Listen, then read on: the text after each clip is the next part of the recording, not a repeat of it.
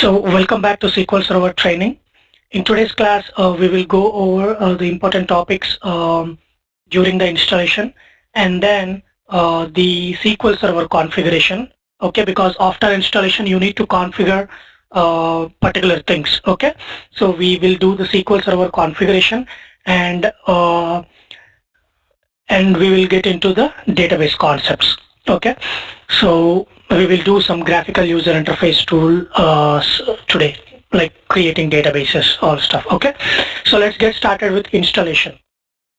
So yesterday we know before installation we need to do the planning, and then once we after all the planning, looking at the hardware requirements, software requirements, and other other requirements, we know which version and which edition we want to use, and then we will start our installation. Okay, and then in installation, the very first in the first few steps it will check for some rules. Okay, once everything is passed, then it will try to ask us to select the features, right? Feature selection, and then inside features we have instance features and shared features. Alright, so what is an instance actually? Instance is nothing but it's a copy of SQL Server service. Okay, that means basically, if you let me open this one.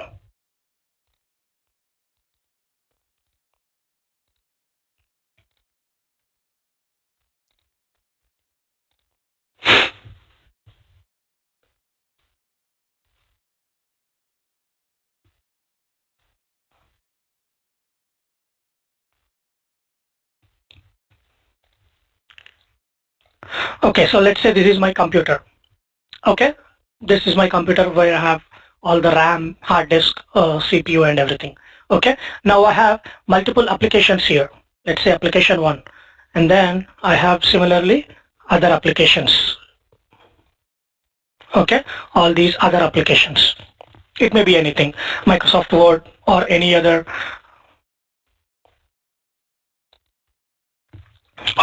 application. Okay, so now on this computer I want to install SQL Server. Okay, so let's say this computer has some resources. What does the resource mean? Resources are nothing but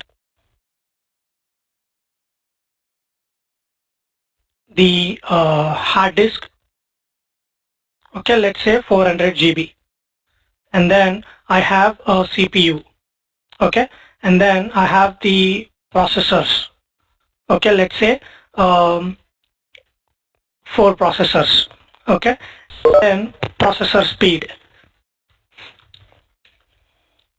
let's say 2 gigahertz something. Okay, and then I have the RAM, let's say 8 GB RAM I have. Okay, so this is my this is the details of this computer. Now what happens if I grow, if I have more number of applications on this computer, all these resources will be used by all these applications. If I have more number of applications, it will each resource will be a little bit slower. Okay, let's say if there is only one application, it will use all these 8 gigabytes of RAM and then full hard disk and then 4 processors. Okay, if I have more number of applications, the usage of these resources will be divided between all these applications. Okay, and then let's say if some of the application for some reason is using all of the resources, that means someone is trying to run this application and then it's taking a lot of time, and then all these resources are being used to finish this particular task in this application. Okay, so now all the other resources will not have, all the other applications will not have enough resources because all the resources are used by one application. Okay, so what happens, this computer, all the other applications will slow down. That means the performance gets down. Okay, so that's a simple way of understanding how the resources are being used by applications. Now I have installed one SQL Server instance. That means I have installed SQL Server version 2014. It may be any version. Okay, but then I have installed SQL Server, let's put it in simple words. Okay, I installed SQL Server once on my computer the very first time. Okay, now after installing my SQL Server, I have given a name to it. Okay, let's say instance 1. Okay, and then this instance 1 have its own databases. Let's say DB1, database 1, database 2, and then database 3. Okay, sometimes you also call this whole SQL Server as a database itself. Okay, when you say I have database on my computer, that means you have one instance of SQL Server or Oracle or anything. Okay, so in that particular instance you have multiple databases. Okay, but then on whole you also call it as a database. Okay, so this is your one database. Okay, where you have one service running, because as I said, SQL Server runs as a Windows service. Okay, so there is a Windows operating system on this computer. So there will be one service created which will be called as, let's say, what is the instance name? Instance 1 dot service. Okay, so there will be an executable, a service file which will try to put all these databases in online. That means for this instance to work, that means let's say you want to create a table, so this service should be up and running. Alright, so this service should be up and running. So this service will try to excuse me, this service will try to help you having this particular database up and running. So you can open this database, you can connect to this database, you can create the data in this database, or you can work with this particular database or instance. So this is one instance. Now when I'm saying this is one instance, now since we have installed this SQL Server, this SQL Server application will also try to use these resources. Okay, now the resources are shared between 5 different applications. Okay, or 4 these applications and one database. Okay, so this is one particular instance. You can have this service, you can start this service, or you can stop this service, or you can just completely remove this instance. The SQL Server installation will be gone. Okay, so that is one instance. Now what I will do is I will just try to create another instance of SQL Server. That means I am trying to install again. I am trying to install a second SQL Server instance. That means you are trying to install it again, and again this particular service in, let's say this is instance 2. Okay, and then it will have its own service, instance 2 dot service. So now for this database to be up and running, this instance 2 dot service should be running. Okay, you can stop this service, you can stop this service, or you can stop both services, or you can have two of these instances up and running. So now you have DB1, DB2, DB3 on this instance. On this instance you will have, let's say, DB4 or DB5, another databases. In this particular database, DB1, you can put, let's say there's a company. Okay, so this company is selling computers. Okay, now it wants to store sales data in one database, and it also want, I'll put it here.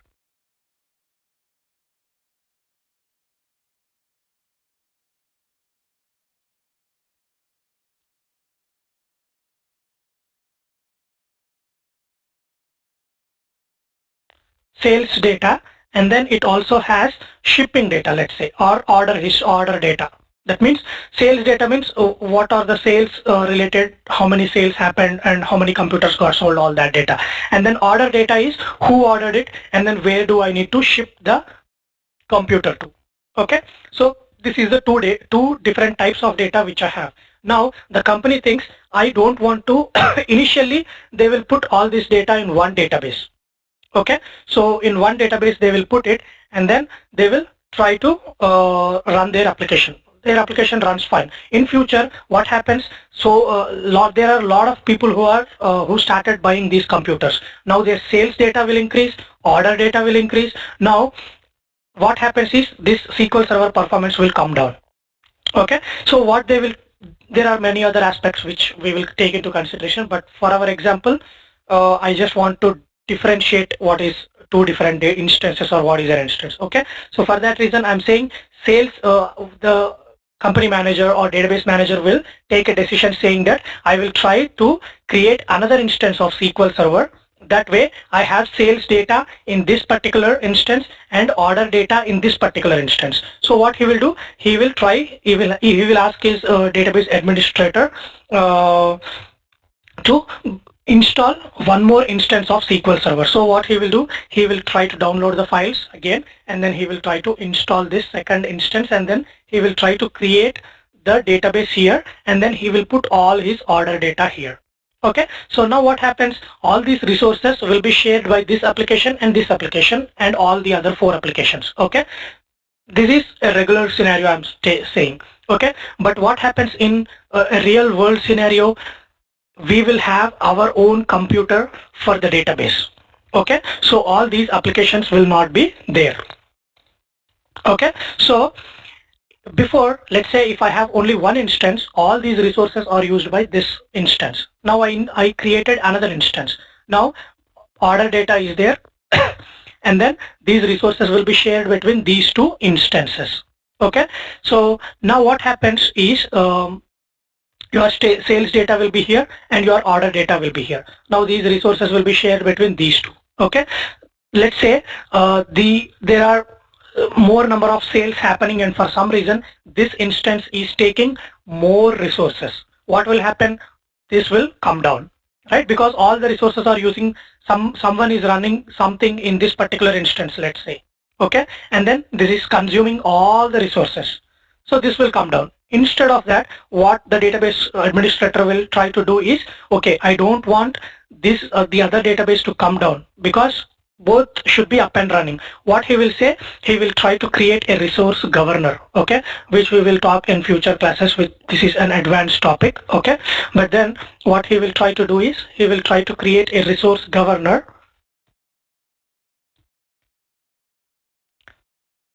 Okay, so when he tries to create this resource governor, what he does is, he will assign 4 GB RAM to this, 4 GB RAM to this, some hard disk to this, some hard disk to this, and that way what he is trying to do is, even if this is trying to consume more resources, it can only consume 4 GB. The other 4 GB is still remaining for this particular instance.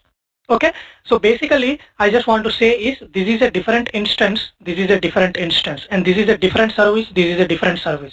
You can always stop this service, or you can always stop this, or you can have both services running at the same time.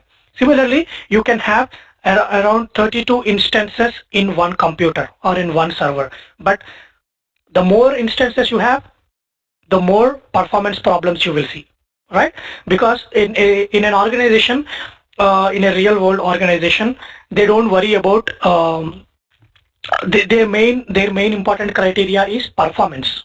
Okay, so when you open a website and then if you see there is a lot of delay when you click a button, you feel a lot of frustrated, right? So they don't want to do that. For that reason, what they will do is, instead of having multiple instances in one computer, they will try to create only one instance in one computer, and then if they want another instance, they will try to get another computer, and then they will try to put another instance on that. So it will become 2 servers. Instead of one server having two applications running, they will have 2 different servers with 8 GB on this computer and 8 GB on that computer. So these 2 instances will have its own dedicated RAM, hard disk, processor, everything. So that way they will eliminate the performance issues.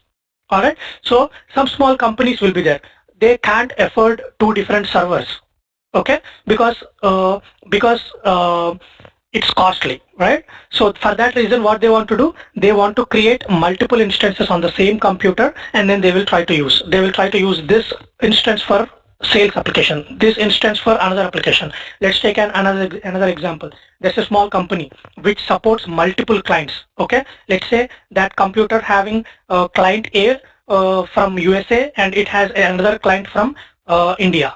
Okay, but they are a very small company, so they can't afford 2 computers or 2 servers. So they will create they can't combine this data and this data together because it's a secure data. They can't say, okay, I am also putting another company's data in your database. You can't say that. Okay, when you are trying all this, when you are getting all the agreement between the client and company, you will have all this kind of, you need to show that the data which you are storing for them is secure data. No one else has access, right? So for that reason, you will have two instances. So that way, this one can be used for one application and this one can be used for another application. Any other questions? Sweta, was that helpful? Satish. Okay. Oh, I'm good. All right. So yeah, so as I said, SQL Server instance is nothing but it's one copy of SQL Server running as a Windows service. Okay. So I can just put it here.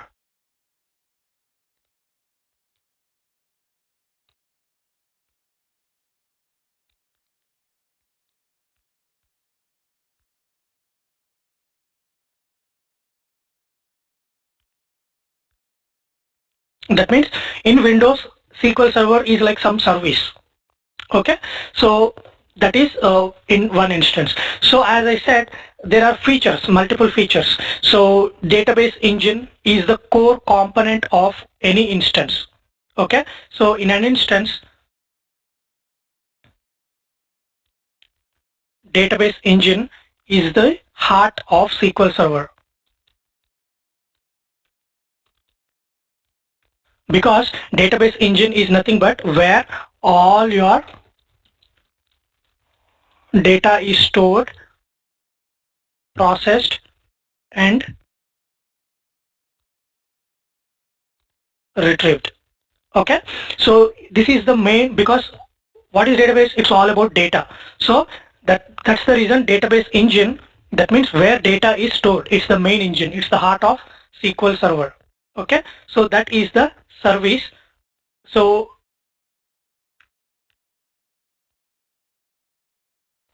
this database engine is the service. Okay, so SQL Server service is the main component for complete SQL Server. Okay, so where you are storing all the data, processing and retrieving the data. Okay, so this database engine, since it is main and then it's related to instance, database engine is an instance feature, because if you have 4 instances, you will have 4 different services. That means 4 different database engines, right? So that's why it is called as instance feature. And then replication. Okay, we will talk about all these features. So there are other features like this, which are called instance features. That means they are related to instance. When you create a new instance, this database engine will again install. Replication will again try to get installed. Okay, so those are all called instance features. And then what are shared features? Shared features is nothing but, let's say, SQL Server Management Studio. SQL Server Management Studio is nothing but it's a graphical user interface to work with the database. It's just a tool. Okay, so you don't have this tool is nothing related to instance. Okay, so once you install this tool, you can connect to any service. If you have 4 instances using this tool, you can connect to 4 different instances by just giving the instance name. Okay, so those kind of features are called shared features. All right. So that's about features, and we will talk about authentication. Authentication is nothing but giving access to user. That means whoever wants access to SQL Server, we need to give them authentication. Okay, so that is called authentication. So what are the different types of authentication? We have Windows authentication and mixed mode authentication. Okay, so what is Windows authentication? Windows authentication is nothing but once you basically SQL Server will trust Windows login. That means, let's say you have a SQL Server installed on this computer. Okay, now you have a Windows account. That means Windows operating system is already validating your username, your password, and it has its own security to validate your username and password. Okay, so that means if you are trying to enter into the Windows operating system, you are a valid user. So SQL Server, since SQL Server and Windows is both from Microsoft. SQL Server trusts Windows authentication system because it knows how Windows operating system will verify the user and password. Okay, so SQL Server will automatically depend on Windows. Okay, so that is called Windows operating system. So if you have a valid username and password, you can log into SQL Server also. You can connect to SQL Server also. That is meant by Windows authentication. And what is mixed mode? Mixed mode is nothing but either Windows or SQL Server authentication. Okay, we know what is Windows. Okay, so when I say mixed mode, that means you can either connect by Windows authentication or by SQL Server authentication. We know what is Windows authentication. What is SQL Server authentication? That means now in this case, SQL Server will try to create a new user and password, and then you have to use this username and password to connect to SQL Server. Okay, let's say this SQL Server is on some other computer, some other server. Okay, you don't have access to Windows operating system. Okay, now you want to connect to SQL Server. How do you use it? You will try to you will ask the database administrator to create a username and password in SQL Server. Okay, this is outside of SQL Server, right? This Windows login is Windows will create it. Windows will create the login name and password, and SQL Server will automatically trust it. But this one, SQL Server will create its own username and password, and then you have to specify the username and password at the time of logging in to SQL Server. That is called SQL Server authentication, where this is used. Okay, so let's say there's an application. There's a Java application which is trying to connect to SQL Server. But Java application, how does it connect to SQL Server? Java application doesn't have a Windows login name and password. Okay, so for that reason, we will try to create an application user name and application user password. Okay, so let's say those are called application IDs or something. Okay, application login ID or something. So I will try to create a username inside SQL Server saying application, let's say sales application ID. That's the username, and I will give a password to it. So now inside the Java, when you are connecting to this SQL Server, you have to provide these two details to connect to SQL Server. SQL Server will try to validate these two, and then it will give authentication. Okay, so that's the SQL Server authentication. Which one is more reliable or more secure? Windows. Okay, because this Windows is more strong. Windows has a lot of more security when compared to SQL Server authentication, because Windows uses some kind of Kerberos security. Okay, so which is kind of more secure. Okay, SQL Server, Windows, it has its own way of password protection, password policies. Okay, password policies means you have to change your password every 1 month or so, and then you have to create a strong password or something. So all those policies for Windows is more effective than SQL Server itself. SQL Server will also have password policies and all this security, but Windows is more effective or more secure. Okay, so this may be your interview question. What is authentication? What are the different types of authentication, and what is the difference between Windows and mixed mode, and which one is more secure? Okay, and then what are the when will you use SQL Server authentication? All right, so that is the authentication.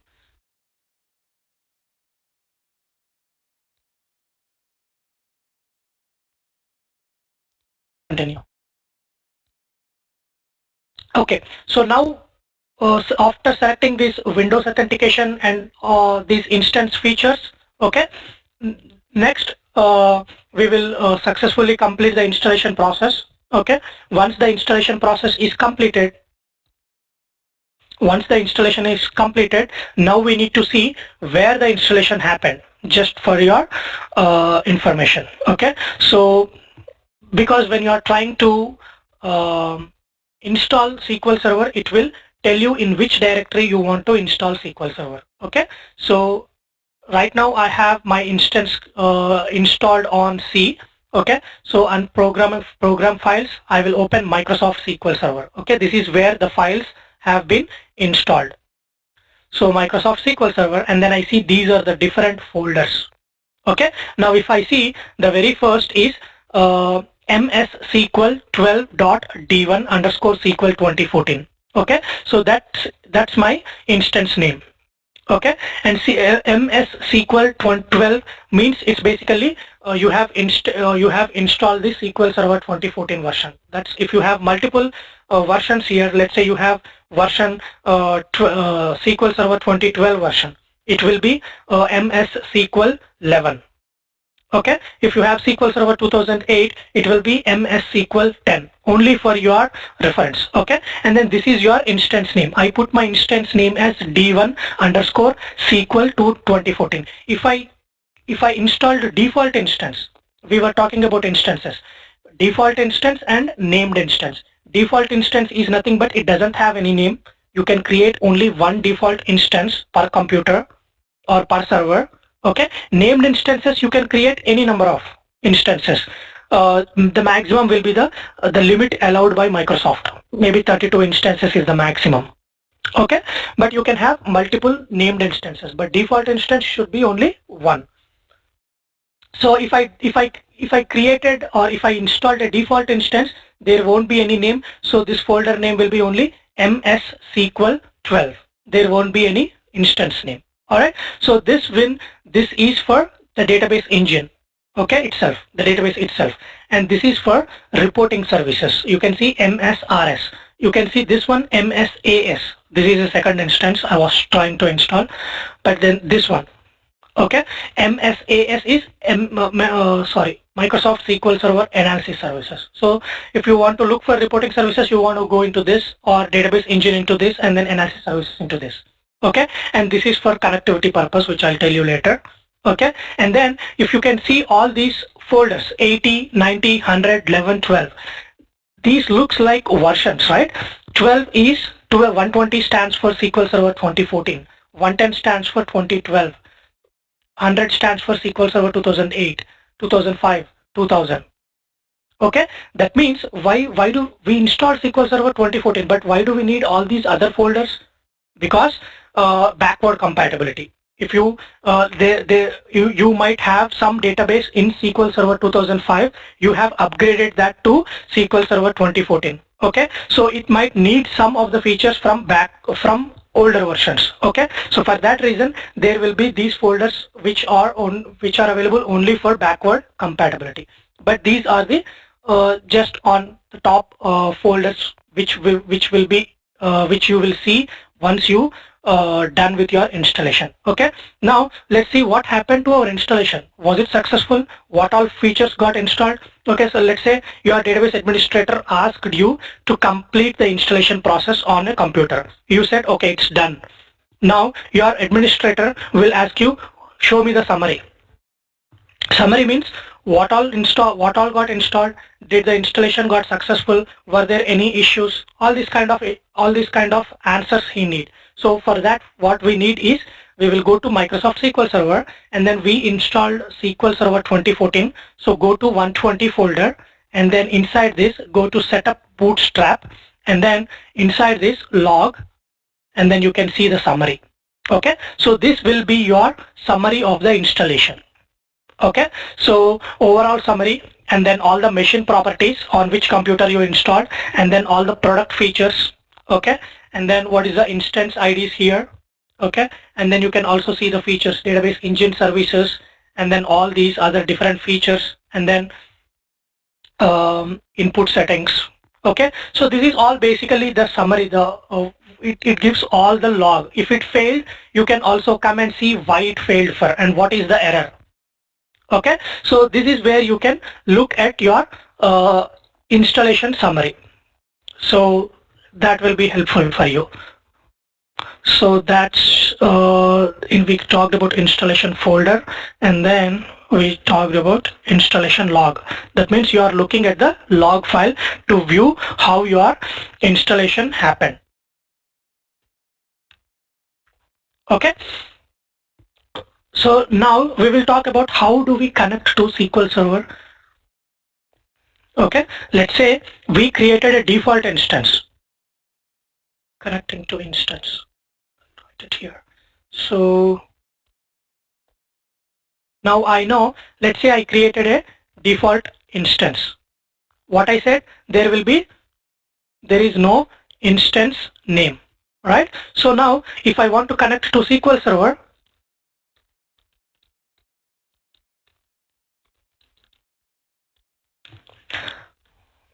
when you are trying to connect to some server, okay, you have to give the name of the server, and then the application name. Okay, so in my server, I have only one SQL Server instance and I don't have any instance name. So how do you connect to that computer? Just computer name. So if you just give the computer name, you will, and then your username and password, you will connect it to SQL Server. Okay, so this will be your server name for that particular database. Okay, and then let's say if you created a named instance, and then your instance name you have given as instance 1, and then you have created another instance, another named instance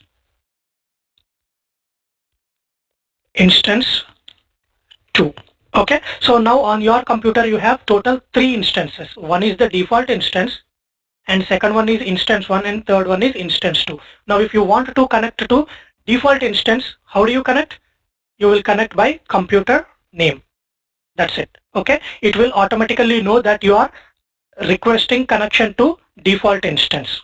Okay, and then how do you connect to first instance?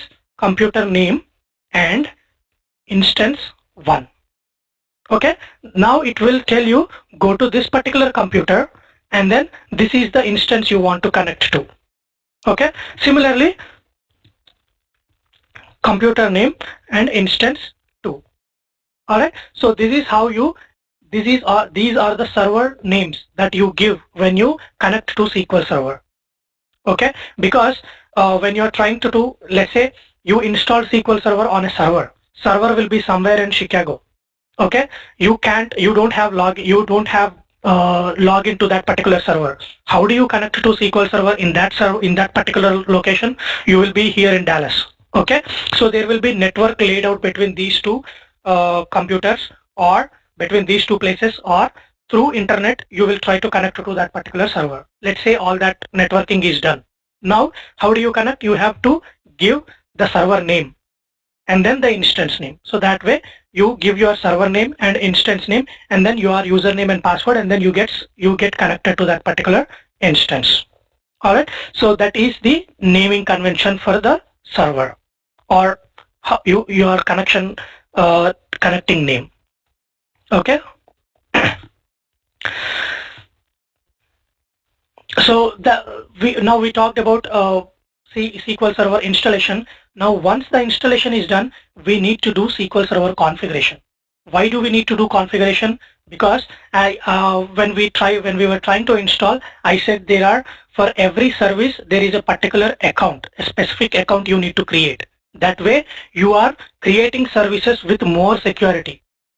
Okay, so you are not just creating one account and then you are using for all your services. Instead of that, if you create a specific account for one particular service, then it will be more kind of secure. You can't have one password for all your banks, right? You can have it, but then if some person will try to know only one password for one bank, then all other banks are exposed, right? So similarly, here it's the same situation.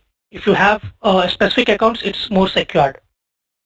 So we can change those accounts and passwords in SQL Server using SQL Server Configuration tool, or it's also called SQL Server Configuration Manager.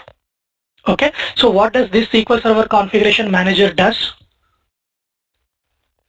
We can manage services. Okay, and we can manage network connections. Okay, so what do you mean by we can manage services? What is a service? Service is nothing but which runs as a Windows service. So SQL Server has its own service called SQL Server Service or database engine component. Okay, so let's say you want to, I said there are two instances. You want to stop one instance. That means you want to stop one instance, one service, right? So how can you stop it? You can go to configuration manager and then you can stop it. You want to start it again. So you can go to configuration manager and then you can start the service again. Okay, and network connections. When I said the server is in Chicago and then we are working from here, how do we connect? We can either connect by internet, so that is one kind of connection. Okay, and then let's say there is another computer in the same in same Dallas area in your same room, but it is connected through a network wire. Okay, so how do you connect? You don't have an internet. Okay, so there will be a another different kind of protocol called shared memory protocol. That means if you want to connect two SQL server between on the same network or between two computers which are on the same network, then you use that shared memory protocol. Okay, we will talk about these in a little while, but then I want to say here is you can do network connections, you can manage network connections. Okay, and then you can manage services. Now we know managing services is stopping service, restarting service, or starting service. And managing network connections is how do you want to manage network connections between two computers or between server and client. Okay, so all this is done by configuration manager. So this is an important interview question. What is a configuration manager and then how it will help you, and then why do you use configuration manager for? Okay, you can also say you can change the service accounts. Okay, because while installation you created some account, now you don't want to use that account, you want to use a different account. Okay, you can change the service accounts, you can't run the installation again, right? So for that reason we use configuration manager. So let's open configuration manager.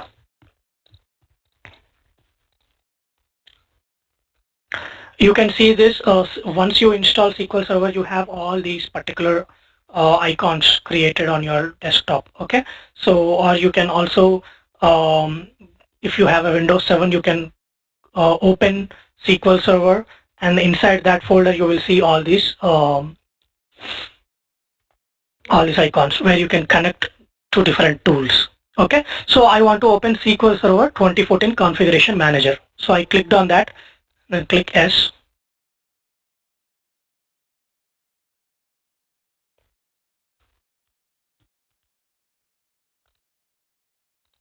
Alright, so here you can see SQL Server Configuration Manager. Okay, so if you click on that, these are all the different options under this particular configuration manager. The very first one, it's the same thing whatever you are seeing here. Okay, so if you open SQL Server Services, you can see all the different services. The important one, the core one, what did I say? SQL Server itself. Okay, so this is SQL Server main service. That means the database engine. For the database engine to be up and running, you have to have this service running. Okay, you can see the state here, it's running. Now how do you stop it? Just right click and then stop it or restart. Or if you want to see the properties, click the properties and then you can see the logon.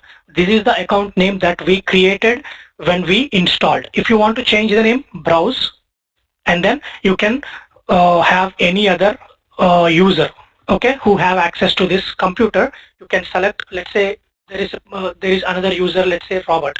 Okay, you can search for Robert and then click OK, and then Robert's details will come here. And then for this particular service, only that particular, this guy is the account holder. Okay, so you can stop or pause or restart here also.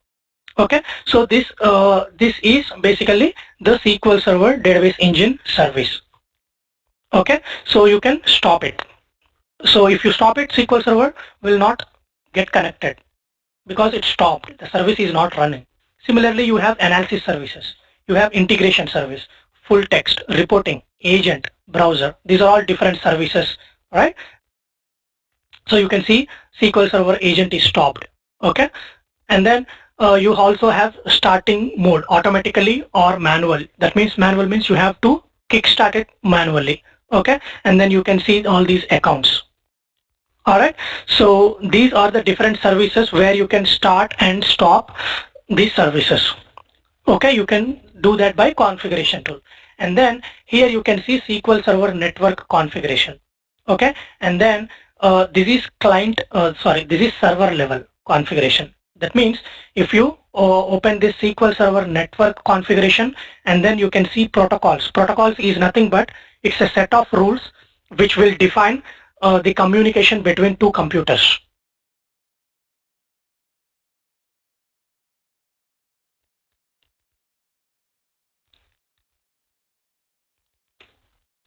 It's a set of rules that will define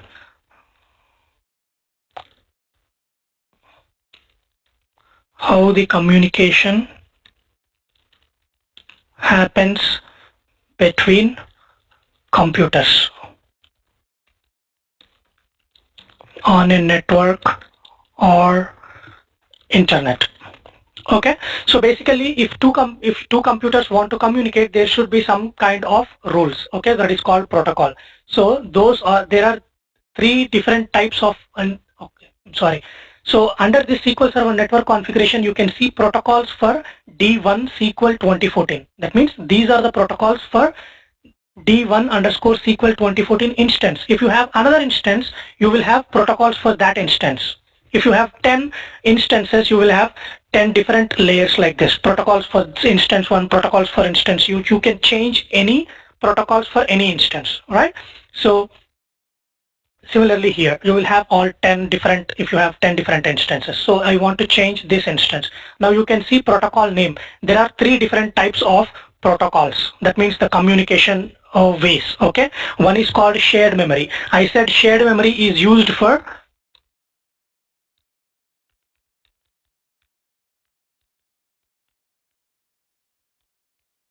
communication between two computers on same network, okay? And then we have named pipes. Named pipes and TCP IP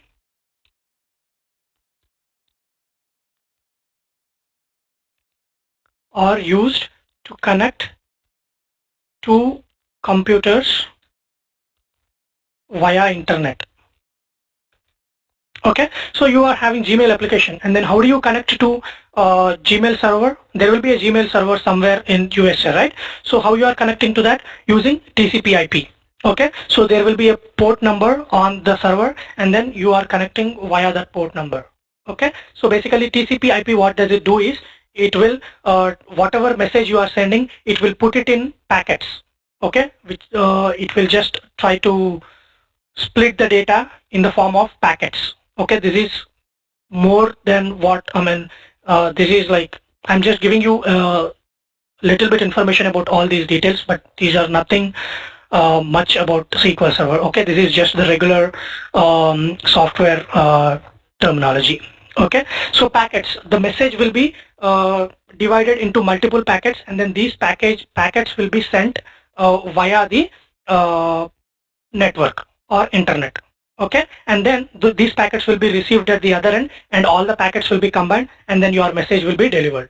Okay, so if you are interested, you can go ahead and read a little bit about these packets and messages, and then regular stuff. Okay, but then named pipes is also one kind of protocol. Okay, so depending upon your criteria, if you are trying to connect to another computer in the same room on a network, you can use shared memory. Or if you are trying to connect another computer on a server which is on a different location, then you can use TCP IP. Okay, so that's server level. And then you can also connect this on a client level. What is a server and what is a client?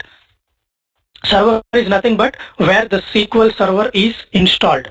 Okay, I'm talking about SQL Server terms. Okay, that way you will understand. So, server is nothing but it's basically a bigger computer. You can install Java, you can install SQL Server, or you can install anything. Okay, but it's in one place. Okay, so there's a server or there's a bigger computer in Chicago where the administrator in Chicago of your company installed SQL Server. So the SQL Server is installed. Now everyone will not have access to that particular computer, right? So what they will do, we will try to install client version of SQL Server on our computers. Okay, and then we will give the server name and instance name, and then that server name and instance name will be passed to the server via the internet, and then you will also give username and password, and that will also travel through network, and it gets connected to the SQL Server in Chicago. Okay, so if you create the data here, that data will be resided in Chicago, not on your computer. It will be stored on Chicago server. If you delete the data, you are deleting the data in Chicago server, not on your computer. You just have the client version just to access the server in Chicago. All right, so this is client related protocols. Okay, so for now I will tell you these, whatever we talked, try to watch this video again, and then if you have any questions, you can ask me tomorrow. Okay, and then we will talk about more details about what are different, how do we configure these TCP IP, and then how do we configure these protocols in shared memory. Okay, and then how do we configure client level, how do we configure server level. We will do that when we talk about administration. Okay, because there's a lot of stuff when we do administration, this we can cover that at that time. Okay, but then for now you can say SQL Server, because the next point after installation is configuration. That's the reason I'm introducing configuration here at this point of time. Okay, so you can manage services, you can manage network connections. Okay, so that's one thing you want to remember. And then one more interview question is, when you are trying to do, let's say you have a server in Chicago and then you have a client mission here in Dallas. So when you are trying to connect a SQL Server, there will be a port number. Okay, port number is nothing but every computer or every server will have different port numbers. Okay, because let's say this computer has 10 port numbers. Okay, I have 10 different applications. When someone is trying to connect to my computer to one particular application, how does it connect? It uses a port number. Okay, so each application I will put it in a different port number. So SQL Server default port number is 1433. Okay, if you see here, client protocols, I wanted to mention that here because that's the very common interview question. Okay, client protocols, and then if you see TCP IP, you can see default port 1433. So port number is nothing but when you are connecting through internet, you should have some port number. Even when you are using internet, I think it's 89 or 92. So there will be a default port number. Okay, so SQL Server has default port number as 1433. That is an for sure question. Okay, and then can you change the default port number? Yes. If 1433 is already used by some other application, and then now you are installing SQL Server, so 1433 is not available. Now you can have a different port number assigned to SQL Server. All right.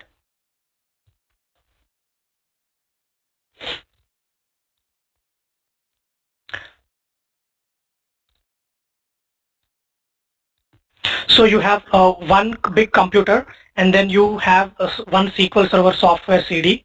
Okay, and then you have SQL Server 2014 in that particular CD. Now if you run installation 10 times, you have installed 10 different instances on your one computer. Okay, in real world scenarios, their main aim is to have good performance. All right, so the servers will be like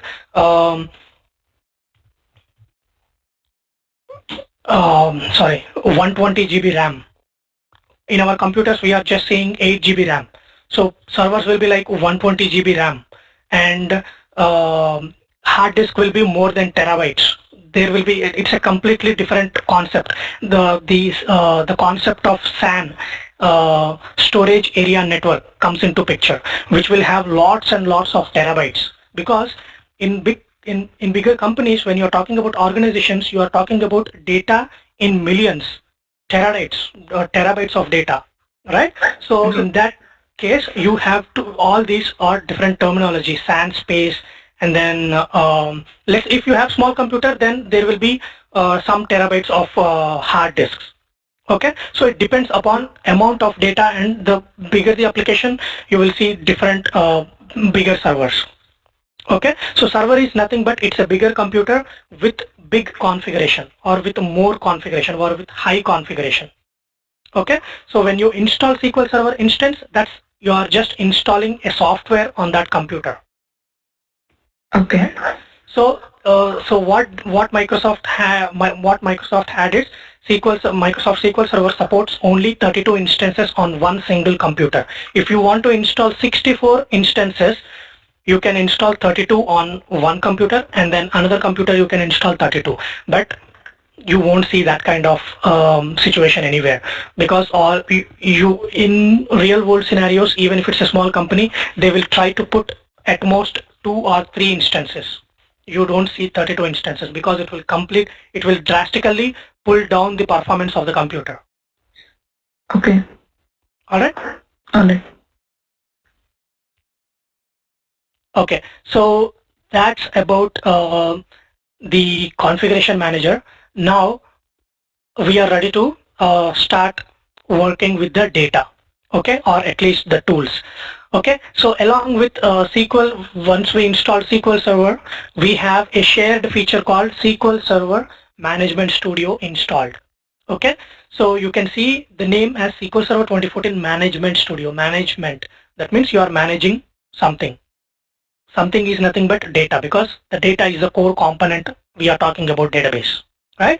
So SQL Server Management Studio is the tool which you will use to work with the data. Okay, so this is a graphical user interface tool which is very easy to understand, and then you can write all your programming using this SQL Server 2014 Management Studio. Okay, and in SQL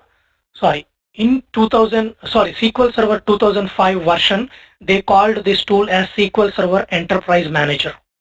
I just wanted to tell you, because sometimes you may be getting into a company where they are still using SQL Server 2005, right? They did not upgrade. They are still using 2005. So if you click on that, now this is the tool which will try to help you to connect to the database engine. Okay, so now we are connecting to the database engine, or connecting to the server. Okay, right now my computer is the server and my computer is the client, because everything I have in the same computer.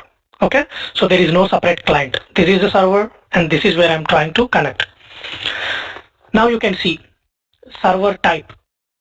Okay, what is the type of service, or what is the type of server? We have database engine, analysis services, reporting services, integration services. These are the 4 main components in SQL Server. Database engine is where you store your data. Analysis services is where you create multi-dimensional reports. Reporting services is where you create reports. Integration services is where you create ETL packages. Okay, we will talk about all this. Okay, don't worry. But right now we want to worry about database engine. So I want to connect to database engine. So select that particular database engine server type, and I said server name. Okay, what is the server name? The computer name, and if there is an instance name, you should provide the instance name. You can see this is my computer name. Okay, and this is the instance name. Alright, so this is the computer, and then this is the SQL Server instance. If there is no instance, just this should be more than enough, because there is no instance, it will automatically connect to the default instance, or the instance which is available, the default instance. Okay, so that's my server name. altogether. Now you can see the authentication type.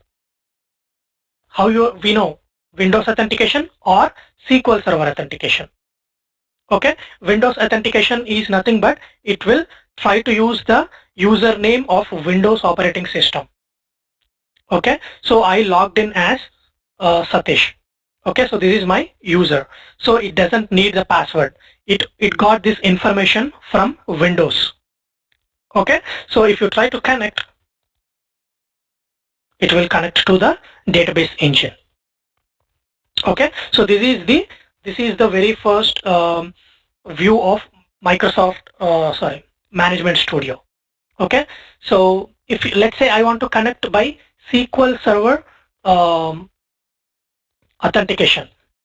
Okay, so while installing, maybe I forgot to tell you, while installing we also created SA system administrator user account and then the password.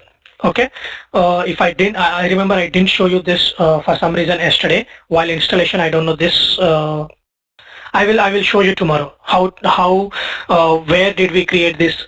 SA is nothing but we call it as SA account. SA is nothing but system administrator account. Okay, so while installing, automatically we will create a system administrator account if we want to connect to SQL Server. Okay, and then the password whatever we have given. Okay, so that is also a SQL Server account or SQL Server authentication. So I will give the username as SA and then the password and then connect. Now you can see now I have two connections here. Okay, so this is the Object Explorer.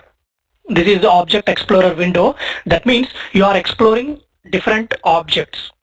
That's it. You are searching for objects. Okay, so here the connection. This is your first connection I made to D1 SQL 2014. This is another connection to the same instance. That means you have a server sitting in Chicago. So many number of people can connect to that particular server, right? So similarly, this is the user Satish connected to this instance, and then this one SA. That means SA as the user connect to same instance or same database.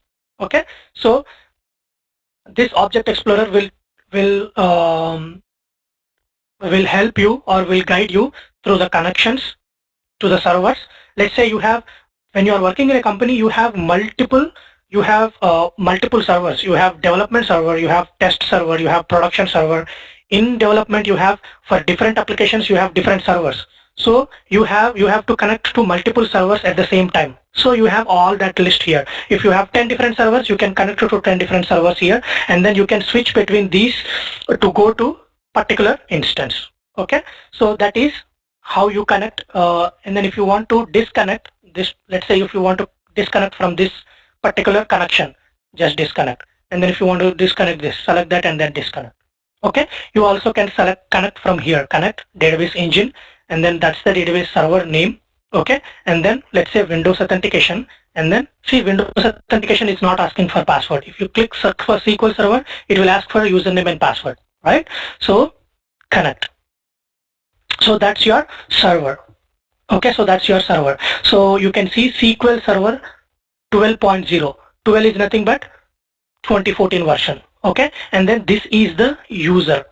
SATVIN is the computer name, and then Satish is the user on that computer. And then you can see the server name. SATVIN is the computer name, and then D1 underscore SQL 2014 is the instance name. Alright, so that's how you connect to SQL Server database. Okay, there are all the folders here which we will talk about more in detail. Okay, now you connected to this particular server. That means the service is up and running. Let's say I will go to my SQL Server Configuration Manager services, and then I said this SQL Server is the database engine service. What I will do, I'll stop it.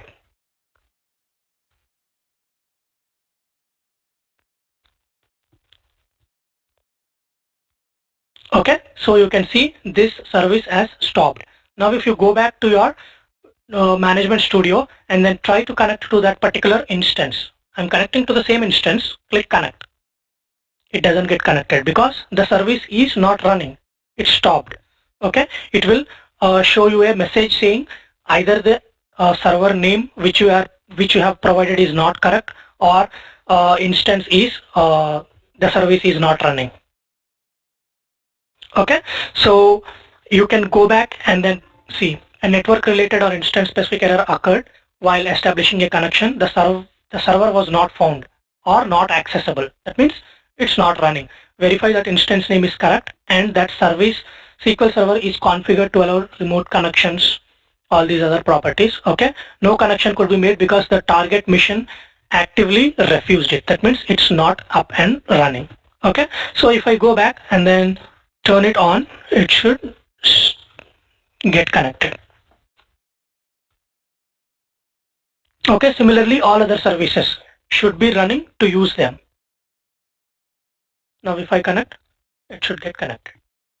Alright, so you can also see SQL Server Agent service. This is the SQL Server Agent service inside this server. Okay, so this is SQL Server Agent is nothing but it's a service for scheduling jobs, for creating jobs. Okay, so it's for creating jobs.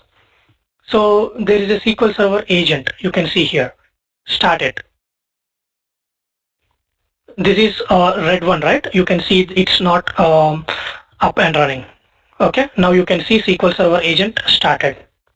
You can create jobs here. Alright, so now you can see it's running. So that's how you stop and restart services.